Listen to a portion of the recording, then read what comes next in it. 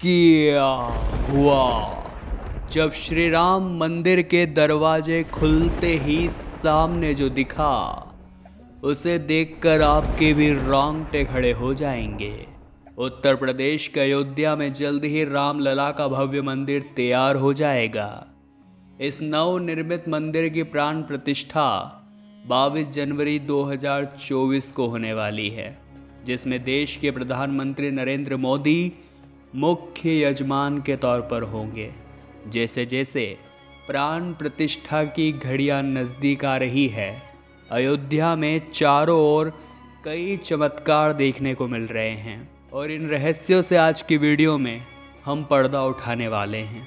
आप सभी के मन में सवाल आ रहा होगा, आखिर प्राण प्रतिष्ठा के लिए 22 जनवरी का समय ही क्यों चुना गया? अगर सनातन परंपराओं की गणनाओं की बात करें तो ज्योतिष शास्त्र में मृगशिरा नक्षत्र को विशेष फलदायी बताया गया है। मृगशिरा नक्षत्र को कृषि कार्य, व्यापार और विदेश यात्रा के लिए सर्वश्रेष्ठ माना गया है और अयोध्या के पंडितों का मानना है कि अगर 22 जनवरी जिस दिन मृगशिरा नक्षत्र बन रहा है उस दिन रामलला की प्राण प्रतिष्ठा हुई तो देश के लोगों का कल्याण होगा और साथ ही देश की भी प्रगति होगी। इस नक्षत्र के लग्न उत्तम है जो समस्त दोषों से रहित है और देश भर की प्रगति का कारण बनेगी। इस मंदिर का आकार अष्टकोणीय होगा, जबकि परिधि की संरचना गोलाकार रखी गई है। यह मंदिर 161 फीट ऊंचा है, जिसमें 5 गुंबद है और एक टावर है। यह 3 मंजिला मंदिर है, जिसके गर्भगृह को कुछ ऐसा डिजाइन किया गया है कि जब भी सूर्योदय होगा तो सूर्य की पहली किरण रामलला पर ही पड़ेगी। 22 जनवरी का वो समय बहुत नजदीक है, जिसके बारे में समस्त भारतवासियों को जानकारी है। लेकिन इसी बीच एक विषय काफी चर्चा में बना हुआ है, जिसे जानकर आपको भी हैरानी होगी, किंतु ये जानना आपके लिए बहुत जरूरी है कि मर्यादा पुरुषोत्तम श्री राम जन्मभूमि अयोध्या नगरी में अब इसे संयोग बोले या फिर कुछ और, भगवान श्री राम की जन्मभूमि पर अचानक बहुत सारे गिद्धों का झुंड आया है। लेकिन सभी के मन में एक ही सवाल है कि जो गिद्ध वहां पर दिखाई दे रहे हैं उनकी प्रजाति काफी सालों पहले विलुप्त हो चुकी थी और अचानक ही प्राण प्रतिष्ठा से पहले ही ये गिद्धों का झुंड वहां पर कहां से आया? इस वक्त अयोध्या में बड़ी संख्या में पहुंच चुके हैं गिद्ध, जिन्हें सामान्य भाषा में जटायु भी कहा जाता है।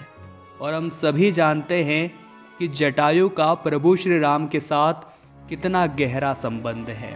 बचपन में इन गिद्धों को बड़े बड़े झुंडों में खेतों में या जंगलों में घूमा देखा जाता था, किंतु आज के ज़माने में ये प्रजातियां विलुप्त हो चुकी है। लेकिन अब फिर से एक बहुत बड़ा चमत्कार यहाँ देखने को मिला है। आध्यात्मिक नगरी अयोध्या में इन दिनों गिद्धों का झुंड देखा जा रहा है, जो कि एक काफ़ी सकारात्मक संकेत है।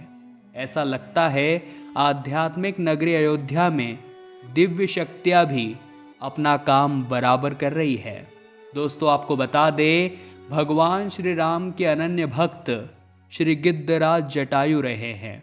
गिद्ध जिनके पंख काफी विशाल होते हैं, उनकी सोच उतनी ही खतरनाक होती है। वैसे ही वे सड़े गले जीव जंतुओं का अपना आहार बनाते हैं और पर्यावरण की सुरक्षा करते हैं। उनकी आंखें बहुत दूर दूर तक देख सकती है।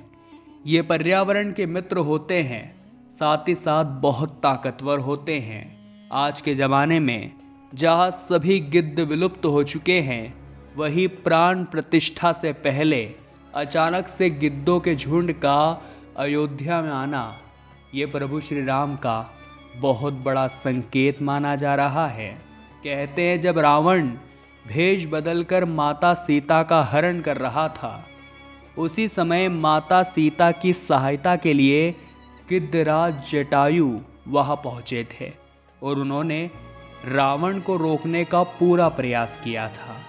रावण को एक समय तक जटायु ने मूर्छित भी कर दिया था, परंतु वो माता सीता को रावण के चंगुल से बचाने में असफल रहे, क्योंकि रावण ने जटायु पर वार कर दिया, जिस वजह से वो बुरी तरह से घायल होकर जमीन पर गिर गए। इसके बाद जब प्रभु श्री राम और लक्ष्मण जी माता सीता को ढूंढते ढूंढते आगे बढ़े, तब उन्हें जटायु मूर्छित अवस्था में मिले और फिर जटायु जी ने पूरी जानकारी प्रभु श्री राम को विस्तार से समझाई और जटायु ने प्रभु श्री राम की गोद में ही अपनी अंतिम सांसें ली।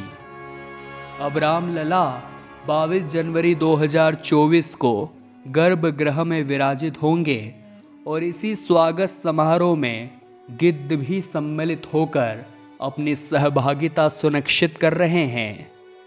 अयोध्या में प्रभु श्री राम का यह मंदिर 2024 जनवरी में आम श्रद्धालुओं के लिए खोल दिया जाएगा।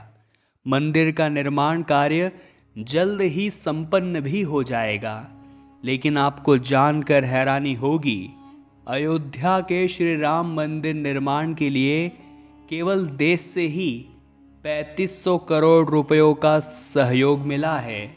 और ये सहयोग कहीं और से नहीं बल्कि हम जैसे आम नागरिकों की ओर से मिला है। इनमें से कई लोग तो ऐसे हैं जिन्होंने मात्र 10-10 रुपए का योगदान दिया है, लेकिन वो कहते हैं ना, बूंद बूंद से ही सागर बनता है। तो मंदिर के लिए भी कुछ ऐसा ही चमत्कार हुआ है। जैसे जैसे 22 जनवरी 2024 नजदीक आता जा रहा है, अयोध्या में भव्य आयोजन के लिए उत्साह भी बढ़ता नजर आ रहा है। भगवान राम के भक्त आए दिन बेसब्री से राम मंदिर के खुलने का इंतजार कर रहे हैं। यह मंदिर 2.7 एकड़ भूमि में 54,700 वर्ग फुट एरिया में बनाया जा चुका है। इसका नेतृत्व श्री राम जन्मभूमि तीर्थ क्षेत्र ट्रस्ट की मंदिर समिति द्वारा किया जा रहा है। आप सभी के मन में एक सवाल और उत्पन्न हो रहा होगा कि आखिर सबसे पहले इस अयोध्या नगरी को किसने खोजा था, या सबसे पहले अयोध्या की इस जमीन पर राम मंदिर का निर्माण किसने कराया था। धार्मिक दृष्टि से एक कथा प्रचलित है जिसे जानकर आपके भी रोंगटे खड़े हो जाएंगे। अयोध्या के महाराज विक्रमादित्य जब एक समय पर नगर भ्रमण कर रहे थे, तब अचानक ही वो संयोगवश सरयू नदी के किनारे पहुंच गए। तब वहां पर उनके साथ कई चमत्कार हुए। वो भूमि उन्हें चमत्कारिक लग रही थी।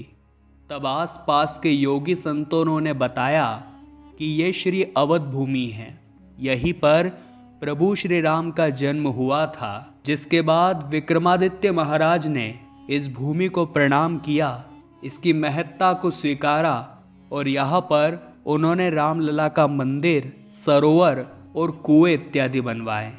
कहा जाता है मर्यादा पुरुषोत्तम श्री राम के साथ अयोध्या से कीट पतंग भी उनके दिव्य धाम चले आए थे, जिस वजह से अयोध्या नगरी त्रेता युग में ही उजड़ गई थी। तब श्री राम के पुत्र कुश ने श्री राम का नाम लेकर पुनः एक बार अयोध्या नगरी को बसाया था। ऐसा कहा जाता है इसी अयोध्या नगरी में एक सीता कुंड भी बना हुआ है, जिसमें स्नान करने से मनुष्य के सारे पापों का नाश हो जाता है। जो इंसान अयोध्या में स्नान, जप, तप, हवन, दान, दर्शन, ध्यान करता है, वह सभी पुण्यों का भागीदार होता है। जिस रामलला के मंदिर को विक्रमादित्य ने बनवाया था, आगे चलकर बाबर ने उसी मंदिर को तोड़ा और उसी के अवशेषों से राम मंदिर का निर्माण कराया, जिसके बाद कई सालों तक यहाँ पर हिंदू लोगों की आवाजाही नहीं हुई और ये पूरा इलाका मुसलमानों के कब्जे में रहा। लेकिन कहते हैं ना दोस्तों, सत्य को कितना भी दबाया जाए, वो एक दिन सबके सामने आ ही जाता है। और हम धन्यवाद करते हैं उन कोठारी बंधुओं का जिन्होंने कार सेवा में महत्वपूर्ण भूमिका निभाई। बाबरी मस्जिद का ढांचा गिराने में जिन्होंने अपना भरपूर योगदान दिया और राम मंदिर निर्माण के लिए अपने प्राण भी न्यौछावर कर दिए। राम मंदिर की ये लड़ाई दशकों पुरानी है, जहां कई हिंदुओं ने अपने प्राणों का हंसते खेलते बलिदान कर दिया। और आज 22 जनवरी 2024 को जिस राम मंदिर की प्राण प्रतिष्ठा होने वाली है, इन बलिदानियों की सबसे बड़ी निशानी है। आप हमें नीचे कमेंट बॉक्स में बताइए, मस्जिद और मंदिर विवाद को लेकर आप क्या विचार रखते हैं। मथुरा जन्मभूमि और साथ ही साथ काशी विश्वनाथ मंदिर पर जो मस्जिद का निर्माण हुआ है, क्या वो भी हिंदुओं के पक्ष में आनी चाहिए? आप नीचे कमेंट बॉक्स में अपनी प्रतिक्रिया जरूर दीजिएगा। और अगर ये वीडियो आपको पसंद आई है तो आप लाइक करें, साथ ही हमारे इस चैनल को सब्सक्राइब भी कर ले, ताकि आपको हमेशा ही ऐसी सत्य चमत्कारिक घटनाएं देखने को मिलती रहें। अभी के लिए दोस्तों आप सभी दर्शकों को हर हर महादेव।